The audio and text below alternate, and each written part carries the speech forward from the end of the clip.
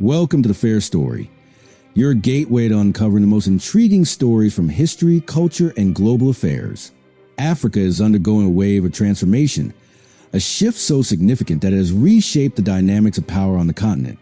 What makes this shift even more surprising is that it originates from a region previously plagued by violence, terrorism, and displacement, West Africa.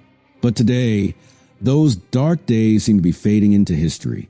The driving force behind this transformation was the formation of a new confederation led by three determined young military officers from Burkina Faso, Mali, and Niger. This alliance has defied expectations, rewriting the narrative of security and governance in the region. And at the heart of this revolution lies an astonishing development. Burkina Faso, once considered militarily weak, has built one of the most formidable air forces in Africa. Today, we uncover the mystery behind this transformation and explore how a nation once struggling for survival has become a dominant air power in West Africa.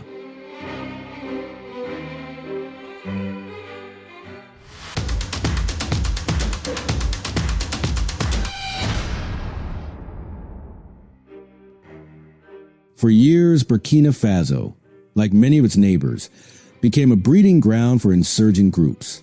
These extremist factions took advantage of vast, unguarded territories to spread terror and chaos. Entire villages were abandoned, businesses shattered, and families forced to flee. Markets that once buzzed with life fell eerily silent. Schools closed. Hospitals and public services collapsed. Burkina Faso became a symbol of crisis, drowning in insecurity, unable to protect its people. The country seemed trapped in a vicious cycle of fear and helplessness. But the Burkinabe people refused to accept this fate. Frustration turned into action. Massive protests erupted, demanding real leadership. Someone who wouldn't just make empty promises but would take decisive action. This growing resistance set the stage for the rise of Captain Ibrahim Traoré. Captain Ibrahim Traoré's rise to power wasn't just about overthrowing a failing leadership. It was about redefining Burkina Faso's approach to security and self-reliance. Unlike previous leaders who relied on outdated defense strategies and foreign aid, Traoré took matters into his own hands. Burkina Faso, once dismissed as militarily weak, suddenly became an innovator in modern warfare. Traoré prioritized air power, a move that was unprecedented in the region. Advanced drones, cutting-edge surveillance technology, and newly constructed air bases shifted the balance of power in Burkina Faso's favor. The days of defenseless villages and surprise insurgent attacks quickly dwindled. The reality behind how a struggling country built one of the strongest air defense systems in Africa so rapidly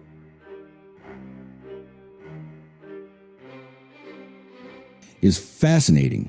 This story will bring to you the answers. Stay tuned. To truly grasp the urgency of Burkina Faso's transformation, imagine living under constant fear. Each morning, people woke up unsure their homes would still be standing by nightfall. Streets emptied, not because people didn't want to work or go to school, but because they couldn't. It was simply too dangerous. Fear ruled every corner. Markets once filled with the chatter of merchants and customers were silent. Farmers abandoned their fields, knowing that venturing too far from home could mean never returning, leaving the nation on the brink of starvation. Roads, once vital trade routes, became battlegrounds. The economy didn't just suffer, it collapsed. But beyond the economic ruin, the emotional toll was even greater. Families were torn apart. Children saw more bullets than books. Burkina Faso was running out of time, and the leaders were unresponsive to the cries of their people. Therefore, someone has to do something, but urgently, and that is how Captain Ibrahim Traoré came to power. In a bold move, Traoré overthrew his predecessor just 8 months after helping him into power. His main reason was the former leader had failed to deliver what they agreed upon from the outset. Unlike many leaders who rule from behind high walls and armored cars, instead Captain Ibrahim Traoré is a leader who walks among his people. He understands their pain. He had lived their struggles and refused to accept their suffering as inevitable. When he stepped into power, Burkina Faso was on the edge of collapse, economically drained, militarily weak, and socially fractured. For Traoré, however, the country was not beyond saving. Rather, he saw potential. He saw a future where Burkina Faso could stand on its own without waiting for foreign aid or intervention. Therefore, as soon as assuming power, he started tearing down the old and outdated systems, among other things, and rebuilding stronger ones. He brought together military strategists, technology experts, and local leaders to create a new way forward. One of his most audacious moves was building an air force that would revolutionize security in the Sahel. He didn't just want a defense force, he wanted a force that could outmaneuver and outthink the enemy. That's when he turned to the skies. In modern warfare, it is evident that whoever controls the air controls the battlefield. Captain Traoré understood this truth and wasted no time transforming Burkina Faso's military strategy. Instead of relying on ground forces alone, Burkina Faso turned to drones, fighter jets, and advanced surveillance aircraft. Instead of waiting for insurgents to attack, they could now see them coming and eliminate threats before they reach civilian areas. This wasn't just a military upgrade. It was a declaration that Burkina Faso was no longer a passive victim. It was taking charge of its own security and future. Before Traoré, Burkina Faso's military was dependent on France. The country had only 3 small fighter jets and 2 helicopters, but shockingly, they couldn't even use them without French approval. Traoré saw this as a threat to national security and cut military ties with France, despite pressure from the West. Instead, he turned to Russia, Turkey, Iran, North Korea, and China.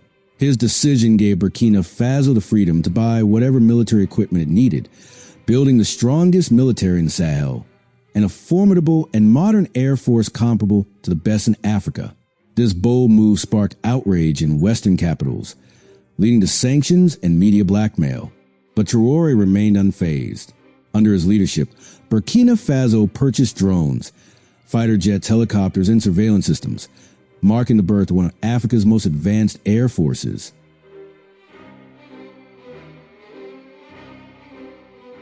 Among Burkina Faso's most powerful acquisitions, you will find Akanchi drones. These high-altitude drones can stay airborne for 40 hours, intercept enemy communications, and prevent insurgent groups from regrouping. TB2 drones. These drones provide both surveillance and high-precision airstrikes, significantly reducing collateral damage. Armored vehicles and surveillance systems, enhancing mobility and intelligence gathering, giving Burkina Faso an edge over insurgents. For the first time in years, the Burkinabe people could live in peace. With a strengthened military and high-precision technology, the insurgents had nowhere to hide.